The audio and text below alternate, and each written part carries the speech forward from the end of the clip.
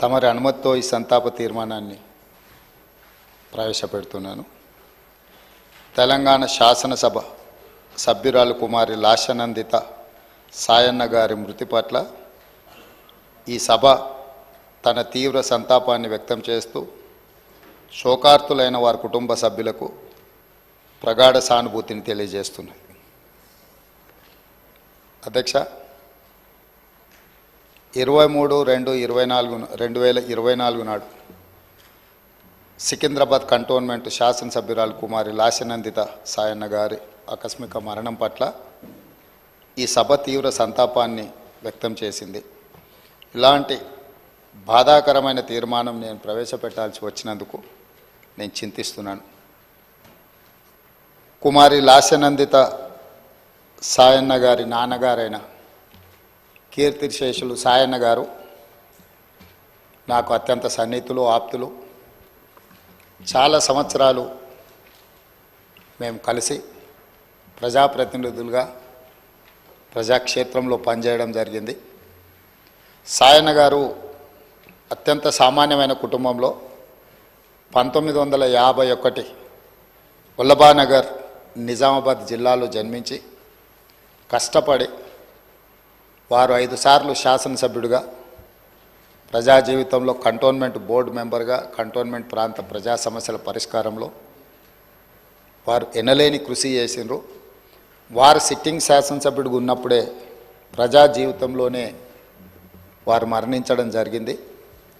ఆ తర్వాత వారిచ్చిన వారసత్వాన్ని, వారు నెరవేర్చాల్సిన బాధ్యతలను, వారిని అభిమానించిన ప్రజల కోసం కుమారి లాస్యనందిత కూడా ప్రజా జీవితంలోకి వచ్చి వారు బ్రతుకున్నప్పుడే వారు కార్పొరేటర్గా, ఆ తర్వాత వారి తరఫున వారిని నమ్ముకున్న ప్రజల కోసం వారు శాసనసభ్యురాలుగా ఎన్నికై ప్రజా జీవితంలోకి వచ్చి కష్టపడి పనిచేయాలన్న ఆలోచనతోటి వారు ప్రజా జీవితంలోకి వచ్చారు.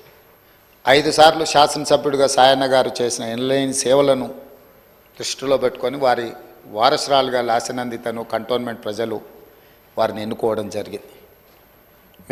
మనమందరం కూడా 37 సంవత్సరాల చదువుకున్న ఒక యువతి, వెనుకబడిన సామాజిక వర్గాల నుంచి చైతన్యంతో ప్రజలకు సేవను అందించాలని ముందుకు వచ్చినప్పుడు మనందరం కూడా మహిళా సాధికారత కోసం ఎదురు చూస్తున్న వాళ్ళం. ఆ మహిళల తరఫున ప్రజాప్రతినిధి ఇక్కడికి వచ్చి సమస్యల పట్ల వారు చిత్తశుద్ధితో ఈ సభలో పోరాడతారని మనం అందరం భావించాం. కానీ ఔటర్ రింగ్ రోడ్లో వారు ప్రయాణం చేస్తున్న కారు ప్రమాదానికి గురై వారు మరణించడం జరిగింది. వారిని ప్రమాదం నుంచి హాస్పిటల్కు తీసుకెళ్తే అప్పటికే తలకు తీవ్రమైన గాయమై వారు మరణించిందని చెప్పి డాక్టర్లు చెప్పడం జరిగింది. వాస్తవంగా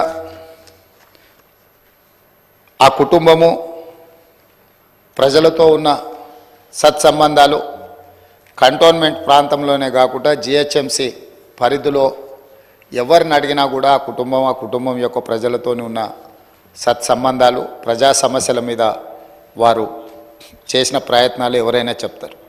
ముఖ్యంగా కీర్తిశేషులు సాయన్న గారు మృదు స్వభావి, సమస్యలను పరిష్కరించాలన్న తపన తప్ప రాజకీయాలకు అతీతంగా అందరితో ఒక మంచి సంబంధాలు ఉండి ఆ ప్రాంత సమస్యల కోసం వారు పోరాటం చేశారు.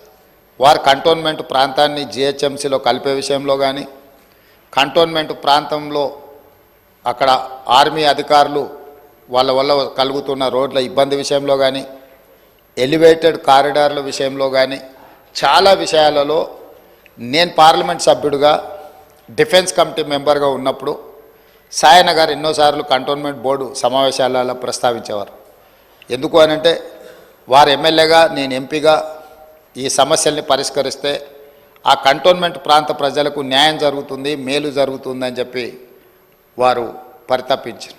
కానీ దురదృష్టవశాత్తు ఎలివేటెడ్ కారిడార్ల అనుమతి, అదేవిధంగా కంటోన్మెంట్ ప్రాంతాన్ని జిహెచ్ఎంసీలో కలపడానికి అనుమతి వచ్చే సమయానికి వారు లేరు. వారి వారసురాలుగా వచ్చిన లాస్య నందిత గారైనా ఆ సందర్భంలో ఉంటే చాలా సంతోషపడి ఉండేవాళ్ళు. ఎందుకంటే సాయన్న గారి ప్రజలకు ఇచ్చిన మాట నెరవేరిందని. కానీ దురదృష్టవశాత్తు లాస్య నందిత గారు కూడా ఈ కంటోన్మెంటు అత్యంత కీలకమైన సమస్యల పరిష్కార సమయంలో వారు మన మధ్యత లేకపోవడం బాధాకరమైన విషయం.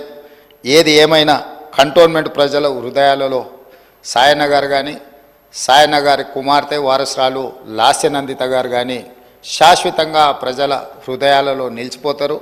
తప్పకుండా వారు ఏదైతే ఆలోచనతోని ఏదైతే ప్రాంత ప్రజలకు సేవ చేయాలన్న ఆలోచన ఉన్నదో, మిగిలిపోయిన పనులు ఉన్నాయో అవన్నీ ప్రభుత్వం తప్పకుండా పూర్తి చేస్తుంది.